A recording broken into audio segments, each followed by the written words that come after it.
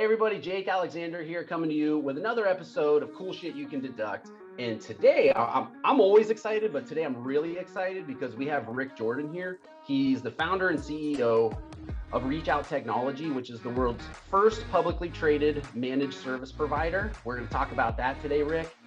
You've got your own podcast called All In with Rick Jordan, which did you say it's in like 50 countries now? Yeah, we've got fans and subscribers in over 50 countries now, man. It's awesome to be here, brother.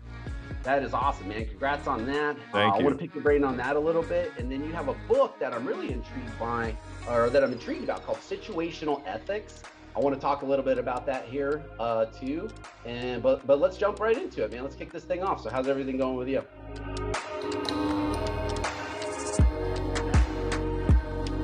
Yeah, man. It's balls to the wall, baby. That's how it is. With the company going public just a couple months ago, and now we're right in the middle of launching our offering. We've been in a pre-offering stage, as it's called, to where it's just sent out to individuals ahead of time. Yeah, because as you probably know, with an IPO, you have a certain number of shares that you release to the public, and once those shares are purchased, there's no more available.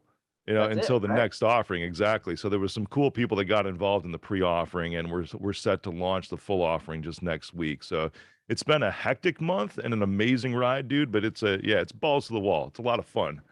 That's incredible. So let's dive into that a little bit. So taking the company public, I think and even for me too, this is kind of one of those, it almost seems like pie in the sky, when you first start your company. Yeah. So just give us kind of the condensed version of where you started and how you got to where you're doing this IPO. So yeah, you bet, my man. It's interesting. I didn't even know this until about 3 months ago, after we had already been qualified with the SEC. But now it used to be on average it was 4 years that a company was in existence until they went public, the ones that actually took that path.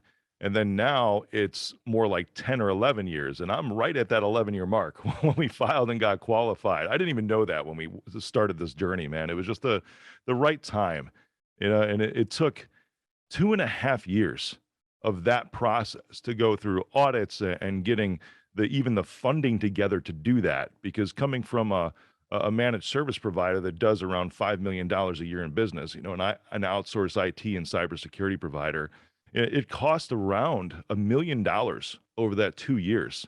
Wow. Just for the expenses to go through this process the first time. Like audits and legal and paperwork and all that. You got it, man. Yep, for sure. Everything. And it just, even putting the planning, I'm talking, decks and the offering circular, because there were countless days that I was on Zoom. I guess it helped maybe that we had a pandemic, right? Rather than having to fly all over the place. But it just countless days on Zoom, just even going through the business plan, because in order for people to feel comfortable, even the SEC to feel comfortable, to qualify you have to have everything written up. Because even like the offering circular, you can go look it up. That's what's actually filed with the SEC to say this is what we're doing. It's like 28 pages long, dude, and like 10-point font. Wow, literally listing out everything that goes into the company and how we're going to proceed with our public offering. It's a lot of work, man.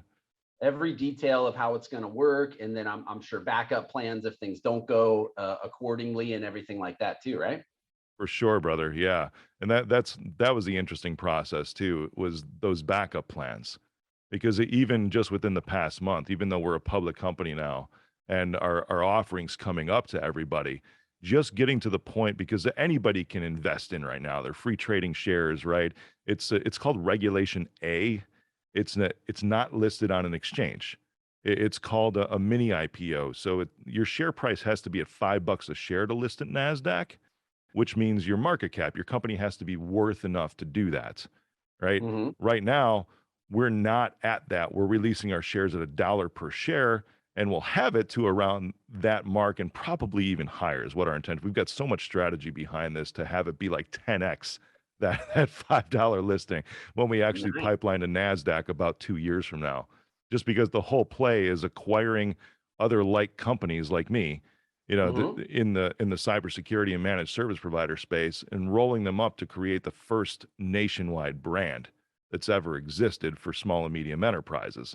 Because nobody knows who to call right now, man. What do? You Google for data breach or cybersecurity, or I got hacked. What do I do? And what comes up? Next to nobody, except IBM or Cisco or CrowdStrike, which you see, but they all deal with the big boys, the enterprise services, not guys like you and me that run businesses that are sub 1 million or $100 million. Yeah, exactly. And so you said you started about 10, 11 years ago. Is that what I heard there? Yeah, brother. That was after a couple years of independent consulting. And prior to that, I took a little bit of a stint. It was a little bit as in like 4 years with Best Buy. I was the very first Geek Squad agent in Chicago when they Awesome. when they acquired Okay. them. Yeah. So I thought it was gonna be amazing, man, because I had this huge enterprise level computer background, right? Working for Merrill Lynch and deploying 12,000 servers, 120,000 computers across their branch offices, back in like 2001, 2002.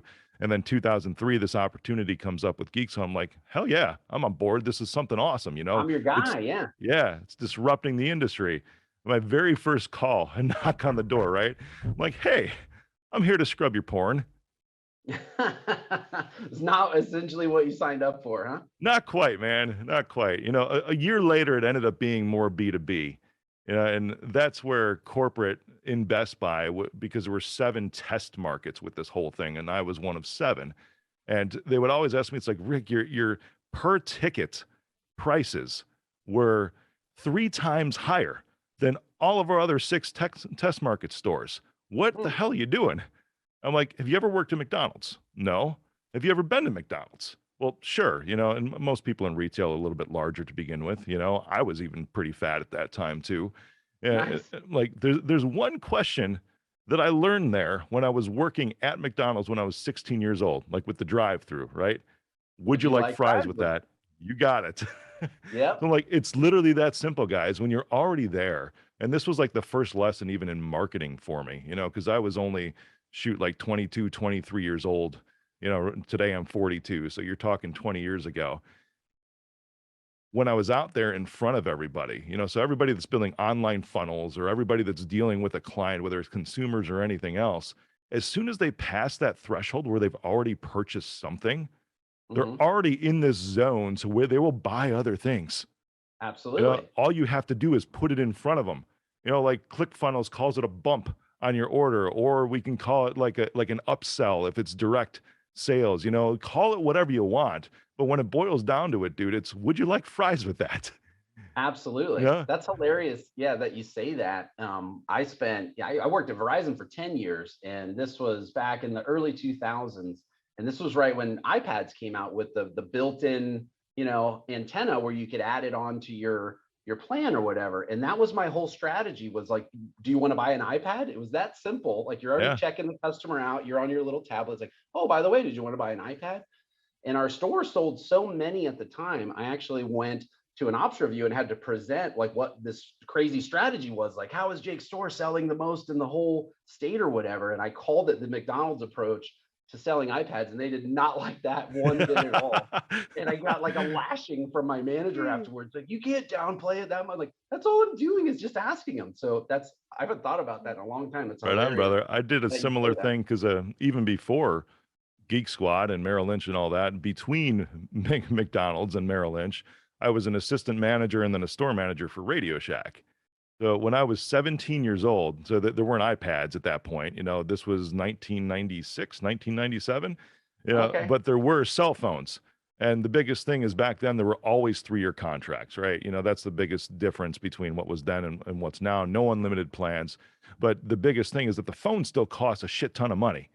Yeah, Hmm. so the companies like Verizon, they would subsidize the cost of that phone because you're signing up for a 3-year contract. So the Make the cool money thing, back over time. Yeah. exactly, and Radio Shack was one of the ones to pioneer the cell phone for a penny. Now it's Ah, just free phone, yeah. whatever, but it was a cell phone for a penny. So no joke, when I was 17, man, every single person that walked into the store, I was at a high volume store because it was a high performer. They would walk up just with batteries. I'm talking like double A batteries, right? To power a vibrator at home or something like that. Whatever. Yeah. And I would just ask them like, would you like a cell phone with that for a penny? And it would catch them so off guard. They're like, what? Or they're buying like a What transistor, or they're picking up, like a CD, I or was something. thinking about that. Yeah. Yeah, exactly. Right. And they're like, well, what do you mean? Catching them off guard with the question. And I asked every single person that came to the counter that, dude, Christmas of 1997. I was 17 years old, okay? And I had a $30,000 commission check as a 17-year-old Oh, because that's we awesome. had spiffs on these phones that they were like $100 each. That's exactly. They were $100 each, and I had sold over 300 phones that That's month, incredible. just myself, right? And then that's also where I learned about taxes really too, because I get this $30,000 commission check. I'm like, You're like, whoa. fuck, Yeah. 15K got taken out. Where Yeah. They did only this go? deposited about half of it, right? Exactly. That's too funny. I love that you say that. So like this kind of stuff, it brings me back to I've been in sales like pretty much my whole life. And it's always to me been very, it's not easy, like that's not the word, but it's very simple. It's a numbers game. If you're positive and you ask people a question and smile, like they'll answer it, And if they say Yeah. no, I don't want one, that's fine. I'm just gonna ask the next person too. So I love hearing somebody who's accomplished kind of what you have at this point, break it down and kind of make it that simple. That's really awesome. So Dude, it's so simple. Even when you get a no, because there's way more no's than yeses, right? yep. But even when you get a no, you can attach to something, if they're getting batteries or something like that, it's like, well, how would you cut back then? They were even selling them on the lowest plan for like an emergency use was beneficial, rather Yep. than somebody that could use it a lot, because cell phones, not everybody had them back then. There was something a little bit more on top, and this penny cell phone made it more widely available to the general public. And it's like, well, it's $30 a month. It's like, how safe would you feel if you had this and your car broke down on the way home today? For $1 a day, yeah, you could Yeah, protect yourself and be able to call 911 or whatever it was. you got it. Yeah. And even more lessons I learned during that time too, because back then, now we've got, at least with T-Mobile, a lot of them, they will have no credit check plans. Hmm. Yeah, and taxes and credit go kind of hand in hand too. I know you know that. Yeah, there's some relationships just in financial wellness and all that between the two of those things. That when they were, it was a lot of older couples that I would see that would purchase these things. So it'd be like the husband would get it for the wife just to have her safe, and it was similar to what my mom had because she had a bag phone in the car. My dad Yeah. didn't carry it, but that way she was safe. And there was an incident where she actually needed to use it in an emergency because a dude was actually exposing himself in the parking lot where she worked. And Wow. she called my dad, who called the police, just From the because she bag had this. phone. Exactly. Right on. Wow. So I saw that firsthand, and it's like I could tell the story too. Let me tell you a story. This is what happened to my mom. Yeah. I hope it doesn't happen to you, but I'd rather you have this and not need it. Yeah. Which then they'd be like, okay, well, I could maybe use it for all these other. Oh, you know what? I got two daughters too. And then they Mm. start thinking down the routes of all the use cases for these things, and then they'd walk out with several at the same Yeah. time, just They're because I adding would two or ask the three on questions. there. Yeah. You got it, man. It was incredible. I mean, 17 years old making 30K in commission in just 1 month. I It love was that. cool lessons all around. That kind of stuff. And even today, I'm sure it translates to, hey, do you want to invest in the company? No, like, okay, thank you. Do you Yeah, maybe know, do you have any friends or family who might be interested? It's the same principles, just applied to different situations. That's incredible. exactly. So So yeah, so about 10 years. So when you started the company, did you have these plans of like, was it just you in an office and or were you thinking I'm gonna take the company public one day? Like kind of, talk us through that a little bit. Dude, it was me and a Starbucks and the idea of paying my mortgage. That was There you go. that was the plan at the time, with the exception of I always knew because I loved working in corporate America for one reason, because almost every other reason I hated. Right. And now here I am building this large corporation. It's an interesting irony Dynamic. with full. I know exactly. But it's cool because I like disrupting stuff rather than actually just being the status quo. And that's what I'm doing now with this industry. When Yeah. I started, it was uh, I wanted something that could generate recurring revenue right off the bat. And you're talking 11 years ago, not even many small businesses even thought about that at that case. Even my industry that I was in was they still to this day, which is stupid to me, man, but they still talk about what we call break fix, which is time for money. A network breaks, you bring in the computer guy, or you get hacked, you bring in the Yep. cybersecurity guy, and you pay for the time that they're there. And I never understood that because I would see this even with Geek Squad, except I could overcome this because I'm a little bit more charming and I would place myself in a better position with them to begin with. But it was Yep. always like two stigmas. I mean, with Geek Squad, with anybody else with this industry, is that you'd walk in and one, the people there know that something's broken. That's the reason they're seeing you. You Yeah. know, it wasn't that you were there to save them. It was that they know that you're there because something broke. And Hmm. the second thing is they knew that something would come later by way of a really expensive invoice, because it's it's a high dollar labor industry for this, because it's highly technical, you know, at least the ones that build the right way anyways. But back then I was like, this is stupid, you know. So I was looking at it from the customer's perspective. It's like, why do I want to put myself in a situation that's already negative from the beginning? Hmm. What if they could just have a flat fee, one plan, and they just knew that everything was taken care of ahead of time, and the only reason they saw me is because things were going really good, and I wanted to just tell them how good they were going. Hmm. And then I started seeing this small part of my industry like that, and it was this big movement to convert break fix IT services into managed services, flat fee, fixed monthly rates. And it kills me because even though there's been good adoption, I see this because I'm acquiring all these now. There's Hmm. still so many out there, man, that are still doing this trading time for money. And this applies to any industry, really. You know, Yeah. it's impossible to scale when you are the one that's getting paid for your time and you have Hmm. to put your time into that. You know, how do you make that exponential? It's impossible if you're doing time for money. You eventually run out of time, right? Yeah, you got it. So I started that way from the beginning. You know, lower prices, whatever. You know, I actually took. Here's an important business lesson I learned, because when I started out, I had no job, right? Because Best Buy eliminated their B2B division. They eliminated, just killed 700 jobs nationwide. Oof. I was actually asked to move to, about 6 months prior to that, move to Minneapolis to be the number two guy in Geek Squad for the entire country. I Really? declined that. Yeah, I declined that just because I didn't want to move to Minneapolis. It's freaking cold there.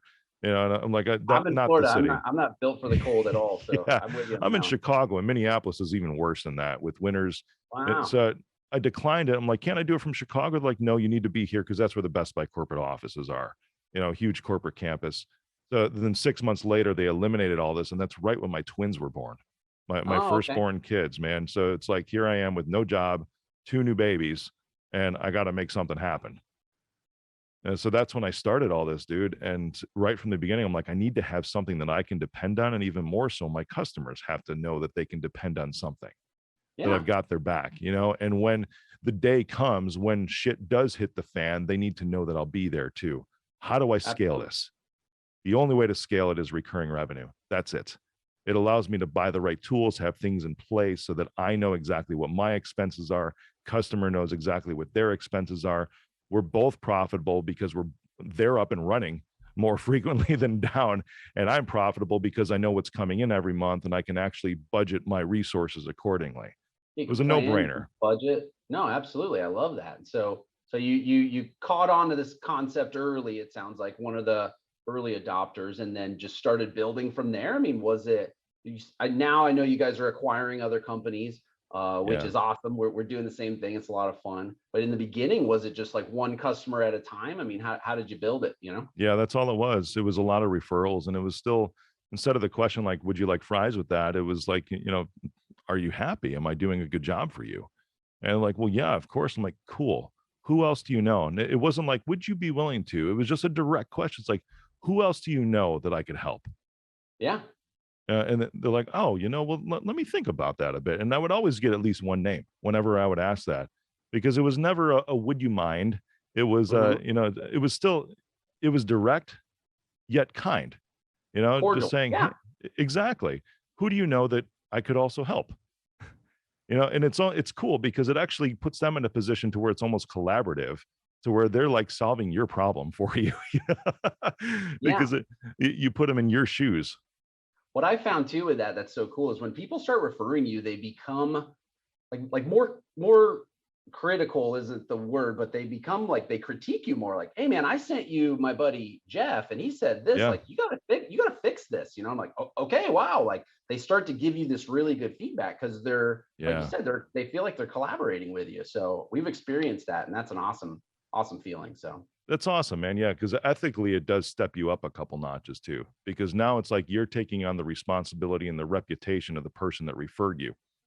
exactly. It holds you to a higher standard, you know? Yeah, it's pretty amazing. So yeah, 5 years into it, was only doing about 500K a year. It was a nice lifestyle business. Had one other person, had a couple of contractors around too. You know, it was doing good. Then I got really, really sick, like Oh, okay. deathly sick in 2015, and it was a gallbladder thing. Nobody knew what was going on with me for 8 months. I actually had to like lift up my control over a lot of the business. And that's when employee number two, who had been with me since about a year and a half into this whole thing, Ryan Luring, he took over all the operations. I had no Hmm. choice at that point. So the the struggle that a lot of business owners will go through in releasing control and letting their people do what they're talented at, I was forced to. I had no Yeah. choice. But it was awesome because I drove like hardcore training and culture into Ryan over many, many years. And he just took it and ran with it, sprinkled his own salt and pepper on it, man. And it just blossomed into something even better. You Became, know, yeah, it gave it like a whole new life almost, I bet, you you know? got it. Yep. So when I came That's awesome. back, all I'd focus on, I'm like, from here on out, I'm focusing on growth. So where it took 5 years to get to 500,000, the next 5 years it took to get to 5 million in annual revenue. Yeah. So it was just when you focus, what you focus on grows. Yep. And that was my only focus, was growth, period. That's it. How do I do things different? How do I make waves? How do I disrupt? Because I see everybody doing the same shit day in and day out in my industry. What can I Hmm. do different? What are some of the challenges in the industry? I'm seeing some of the smaller companies just go away. They don't have access to they don't have financial access to some of the resources and tools they need to really provide cybersecurity services to their client base. You have to be bigger in order to obtain these tools because there's certain thresholds with vendors, even Microsoft now. How do I do this? And then I started putting out a personal brand, which everyone can look, on Instagram. I've got a very active personal brand across all social media channels. I've got a podcast. The very first event I did was an entrepreneur event in 2018 where I had my face right after I wrote my book, where I had my face on the NASDAQ Jumbotron. It spoke in the NASDAQ boardroom. That's First incredible. first event, man. And then from there on, it's lots of TV appearances. So now you see me on like Bloomberg, Cheddar, Newsmax, ABC, NBC, CBS, Fox, all across the board, man. And now I do favors for people for their little markets, right? Just because I want to help out. It's like, hey, could you go on my buddy's, NBC affiliate in Ohio? I'm like, sure, no problem, because I've made friends along the way, and I like to reciprocate those things. But it Yeah. was a year after I went to NASDAQ just to speak there that somebody had this process to do a consulting firm to take companies public. And somehow they found me. Somehow they found me, dude. And Isn't that crazy how that works? Like the connection is made, you know? exactly. And I've had somebody say before too that, wow, a lot of things are going really good for you. You're really lucky, right? I'm like, Oh, I love hearing that one. Like, yeah, real yeah, lucky. I know. It's like, well, I don't see it that way, and I'm sure you share the same opinion, Jake. I'm like, what you call luck, I call momentum. Because this is the culmination of a lot of shit that I did for the 5 years previous that is now just Exactly. aligned right now at this moment in time. And then, it was almost like I was interviewing for this, Mhm. and they asked me, because at this point I had already decided it's like acquisitions away. It's the only way to exponentially grow super fast and get this to where I can build an army to where then there's other people that can come underneath the umbrella in many, many different ways, because there's not a nationwide managed service provider or cybersecurity company for small businesses right now. I can be the first. How do I do Yeah. that? So I ask questions. It's like, how do I do this? Yeah. How do Because we I figure didn't this know. out? Yeah. Yeah, I had no idea. So that's when I got outside my industry, man, and started asking people that were not in my space, because I think every industry has a bubble too, Yep. and it's Yeah. you get caught in that perspective. You almost need that fresh perspective to give you kind of an edge. You don't stick right Yeah, in the pond that you're used to swimming in. You want to go outside of that. So I love the lucky thing, right? I hear that a lot now too. Like, man, you're lucky that really worked out for you. It's like, no, I busted my ass for 6 years and like didn't take a paycheck for three of you them. got it. And I've been Yeah. hiring people and just figuring it out along the way. So now it looks like luck, but this is just all, I love what you said, momentum. So this is the Right momentum on. paying off. Yeah, that's great, man. I just And got a so $6.6 million acquisition in LOI for an acquisition that they agreed to just last night, because we're 2 months into this, and now I already have like 20% of our acquisition strategy for the next 2 years under LOI. that's And great. even this, it's like I didn't wait. I didn't wait until the point where it's like, okay, we're public now, because this specific deal took 6 months to make happen. Of flying out there because it's in the New York area, sitting down, getting to know the person personally, talking through things, how this could look, making it work for both parties. And then finally, no joke, after like 8 versions of this thing, to where, Yep. to where it was give Back and and take. But forth. yeah, exactly. And it's not an overnight thing. Not at all. So let's just real quick on that. So it took 5 years to get to 500K. Then the Yep. next 5 years to get to 5 million. Now Yeah. in 6 months, you're doing a $6 million acquisition. So you'll more than double in size again, Yeah. right? More than that, So because we've got about 12 million under LOI right now. So it's triple in just 2 months. it's that exponential growth Yeah. that kicks in. And I have some buddies who started companies and did 10 million their first year, but that shit is not, that's not the norm. So I love Yeah. kind of breaking this down of, it's the momentum paying off, it's all the hard work coming, and now you're exponentially growing the company. And you guys have gone public, so let's dive into that a little bit. So Yeah. the first 5 years you're grinding away. The next few years, it sounds like you're really starting to become like the strategy and more of the actual CEO of the business. And you Yeah. said for about the past 2.5 years has been this process of like the IPO and going public and everything. Yeah, yeah, that's been that long, and at the same time building the personal brand as well. Yeah, because it's Okay. one thing I've noticed, and this is, if you're going to do anything big, it's you have to make a lot of noise, because attention draws money, and attention draws people. Yeah, and you Yeah. need both to build. They're both just tools. Money is more of a tool than people are. People you can pour into, and money is a tool to even help you do that. But attention will draw both money and people to you in order to Hmm. accomplish this dream that you have. I firmly believe in that. And that's been the last 2.5 years. So it's behind the scenes working with all of these the lawyers, the auditors, everybody that goes into a public company, which the team was probably like 26 people built of consultants and internal people that go through this too, to Yeah. get to this point. It was a lot of work, man.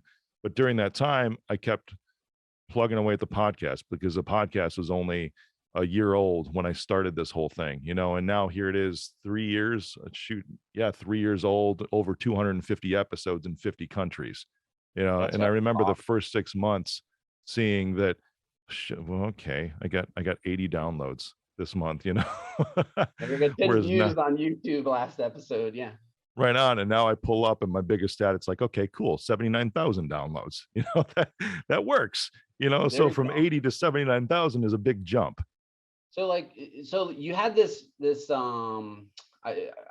intuition to like, now the main thing you're doing is really starting to take off, right? Like the company's growing, Yeah. you're starting to build the team to go public, but then you had the intuition to go do this other thing, the podcast, that's like not making money or anything in the beginning. Kind of walk me through that a little bit, like where does that divide come in, and what was the kind of intuition that led you to that?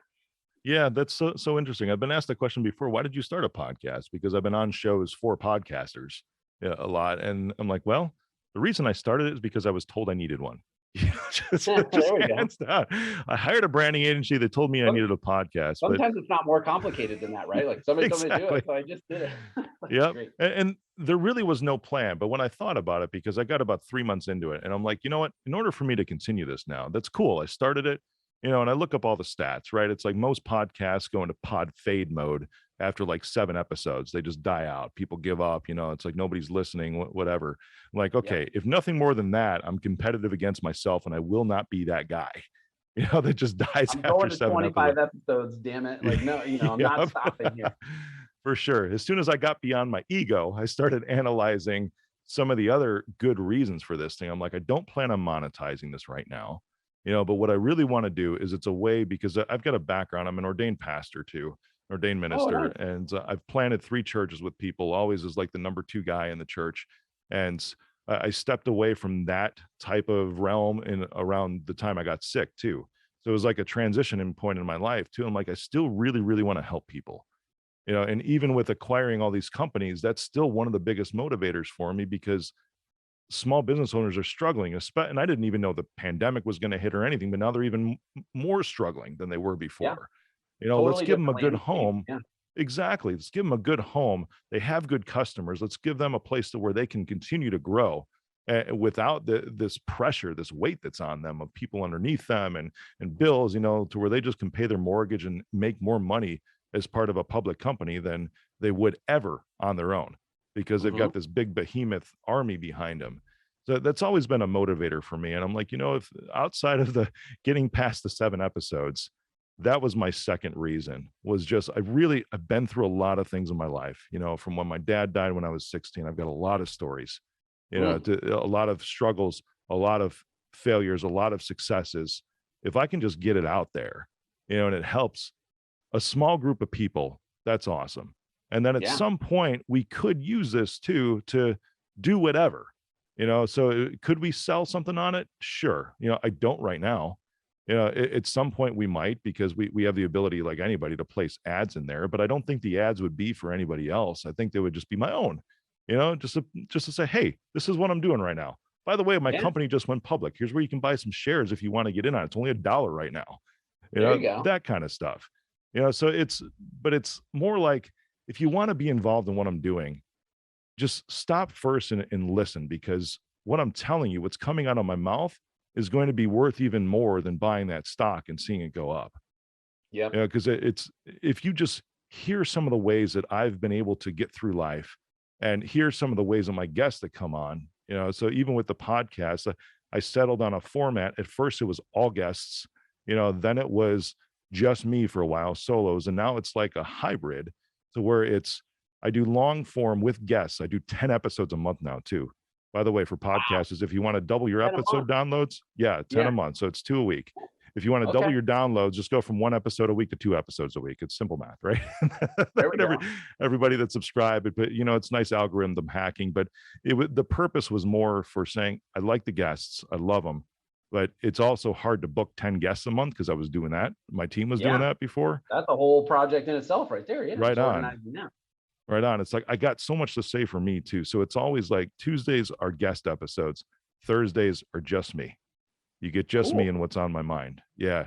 And then putting that out to the world and helping anybody that can. And then from there, it's like when you said this is a canvas that I made that's sitting literally right outside my office, outside the studio here. And it just says serve first. That's it. And then the tagline, which is not on there, which I always tell my people, is serve first and the money will follow. I love that, man. That is awesome. Um, Last thing I wanna touch on here, and I'm sorry, I'm just kind of like your story is incredible, man. I'm like replaying it in my head. So Oh, if I good, pause brother. for a second, Yeah. yeah, if I I know I've been pause for a jumping second, around too, but for anyone that wants to go public, this is a good method. It's called Regulation A. You don't have to be this huge conglomerate to do something like that. It does yep, take a lot of time and a lot of money. It was originally like 300K was what was budgeted out for it. And I learned that, in like 6 months, or like 9 months or something, it ended up taking about 2.5 years. And apparently that's the rule of threes that they teach you at Wharton Business School, like one of the biggest, best business schools in the US is the rule of three. It'll always take you 3 times as long and 3 times as much money as you thought going into it. So that was another lesson I learned with this. yep. And so with that too, I think to me the biggest, most powerful thing about, there's a lot of awesome stuff you just covered there, but in your story is like you just went out and did it. Like you didn't have the solution. You didn't put the whole team wasn't together, the money sitting there, all the paperwork just needing to be filled out, and you did it. Like you just kind of figured it out along the way. And from what you're saying is other people can do this too. And it's just that tenacity that like it runs so naturally in you to just go figure out, okay, what's the next step and let's move in that direction, Yeah. you know? That's been a that's been something that's been in me forever. And still, just like anybody who's trying to do things like this, you still get the thought in your mind that says, what, screw this. That this isn't worth it, but then of course it really is, but in the moment it's not. And even like this past month, March started out so shitty. And then going into the end of the month is when I started to see these big wins. But it's Hmm. literally because I didn't stop, Yeah. because all these obstacles came up, all of them, man. I mean, even with trying to gain money from investors and transaction processing, like ACH processing, the simplest thing in the world. Someone says, I want to, because the minimum in is $2,000, right? It's not a lot of money. Somebody that can do $100 can do 1,000. Somebody that can do 200 can do $2,000. So we cut it off there at 2,000 for our minimum, and we do ACH pulls from the account, just like Okay. Verizon does. It makes it easy, right? Instead of having a wire, there's people that invest 50 or $100,000, and I know this was me when I didn't have a lot of money. Uh, they know how to do wire transfers, right? But somebody who's going to invest $1,000 or $2,000 has never done a wire before in their life. Yeah. Like, do you It's want me to always write been you a check, or yeah, where do I send it? exactly, yeah. Or here's We'll my make it bank easy. information. Just pull it out of my account, which is what we were getting set up for. But then finding out that so many banks don't understand a public structure. Even Chase, they're looking. It's like, okay, well, we need 2 years of tax returns and we need 3 bank statements. But the public company, because the one that we took public is pre-revenue, because it's called a reverse merger. It's a strategy. Then you have to explain to these big banks what's going on. And Yeah. I found out that Chase is different than JP Morgan. JP Morgan gets it. KeyBank gets it, right? But in order to even do that, it's like they're saying, sure, no problem, we'll take you on. You're in high-end commercial banking. You're in the same category as Apple, as Tesla, the same banking class. I'm like, that's badass. Cool. And they're like, Yeah. That's we'll have awesome, you man. up in 10 weeks. I'm like, I'm ready to go in 2 weeks. You're telling me 10 weeks? I got to hold off in order to put this offering out. So even talking to small ACH companies, man, they just don't get it. And after talking, no joke, to like 25 of them, I found a regional bank to where they were like, okay, well, maybe we could do it, but Rick, we want you to personally guarantee. We want you to put your house up as collateral for this, and we'll give you like a $50,000 a day transaction limit. Like, guys, I'm raising $75 million here. 50 That's not grand gonna a day. work. Yeah. Exactly. Like, you can go out and look at sec.gov, but all of these hangups, man. And then finally, it got to be just a week ago because we kept pushing, literally banging on doors and calling my auditors for them to literally walk into banks by them, knock on the door, talk with the treasurer. And because I had this army that started working on this thing, not just me, I had this army, my auditors ended up walking into a bank and they're like, sure, because they're working with you, no problem. They'll be up in 1 week at $1 million a day limit. That's awesome. I was like, holy hell. Yeah. But finding out all this other stuff would, and going through all that difficulty would have never gotten us to the point of success if we would have stopped. We would have Yep. quit, tried to find a different way, and which would have been less than what we needed or even deserved. Yep. Dude, that is awesome, man. That is totally incredible. So the last thing I wanna touch on, and then we'll let you go, because you got millions of dollars to go raise, man. And you're a busy guy. That I do. Tell me about your book, Situational Ethics. I want to just discuss that real quick, and then we'll cut you loose here. So Yeah, it's an interesting book, and even to me, and I'm the one that wrote it, right? And it's interesting. I yeah. found I found out going through that process that I am absolutely not a writer, but I'm a speaker, and a speaker can be an author. So the Hmm. way I wrote the book, I actually hired a coach to help me with this and an editor. I sat on the phone. It was like 13 hours on the phone just telling my stories around this Wow. book. And so 95%, if you want to read the book, 95% of it is still literally what I actually spoke. So it reads very conversational, just as you're listening to us now talk, Jake and I. It's this type of reading is the same way as if we were talking in person. And they were stories from my life because I noticed something that I was talking about money as a tool earlier, right? And Hmm. you think about this one individual who might see, there's really two types of people in the world, right? Maybe maybe three. If you see $100 dropped on the street, right? There's one person that will pick it up, put it in their pocket, just walk away. Be like, today's Hmm. my lucky day, right? Not think anything of it, where it Smiling. came Yeah. from. Skipping Yeah, away. exactly, right? And then on the other side of the spectrum, you got this individual who will pick it up and literally frantically look around. Yeah, and run down the street after somebody because Yep. it could be theirs. Mm. They'll do the right thing every single time. Yet the majority of us fit somewhere in the middle. to where it depends on what's happening right now to us, with us in life. Do we already get paid that week, or is it Wednesday? Are we paying us Exactly. on Friday? Yeah. Does my mom have COVID or something? I've got some racked up medical bills. Yeah. What just happened in my life this past week? Am I better off having this $100 and who it actually belongs to? Do I Huh. need it more? Or they don't even think about the other person. And it's like, well, I don't know. I could even walk in or give it to the homeless dude just sitting, a couple blocks away from me, whatever, because they might need it more. No, we all fall somewhere in the middle. And when I say we, I'm even saying myself on this, because I don't really believe that the person that will do the right thing every single time exists on this planet because of human nature. Yep. you know, but we can aspire to be that. So the entire book is about these stories where I saw these things happen to me, or I was an observing party to something that was happening. And it's just take a look at this situation, because this describes like 12 or 13 different situations in life that people have been through. I know they have. I'm sure of it. I'm sure I'm not the only one that's seen things or been through things. What would you do in this situation? Mm. Because this is what unfolded here. Would you have done this or would you have done that? So it's meant to be self-reflective. And I think I'm going to release a version 2 that's more of even kind of like a workbook or something like that. Because Oh, there the you go. first one, yeah, it's interesting. I'm sure whoever's listening has probably watched Breaking Bad or The Walking Dead or something like that, right? The shows that are like binge worthy, to where Yeah. you have to keep reading. But almost towards the end of maybe 3 or 4 episodes, you're like, oh, you just feel like a little dirty and you have to take a shower because it's that Gotta take a emotionally break. traumatizing. Yeah. Yeah. The book is sort of like that, because these are 100% true stories, man. Mm. You And know, if you're uh, having to reflect and write them out, I'm sure yeah, that's a very reflective process. So you got it. Absolutely. So it's interesting because you get to see how people typically act in some situations, but it's not that they're bad people. They just mhm. make bad decisions because of this crappy is things that are going on in their life.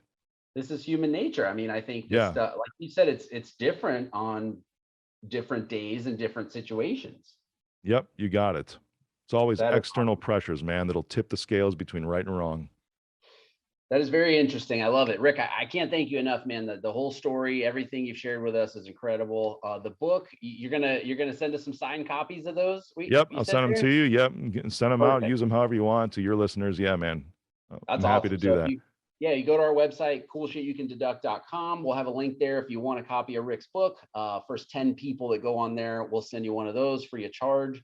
And Rick, how can we get a hold of you? How can we help you out? And then we'll wrap this thing up here. So Yeah, man, just 2 things. One, subscribe to my podcast. That's it. And I'd love to have you on as a guest too, man. If you're absolutely, willing to we'll do set that. that. Yeah. Yep, we'll set that up. Just search my name in Apple or Google or Spotify, wherever. Just search Rick Jordan. You'll find it right then and there. Or go follow me on Instagram. That's the platform I'm most active on. That's at Mr. Rick Jordan. Perfect. Rick, once again, I can't thank you enough.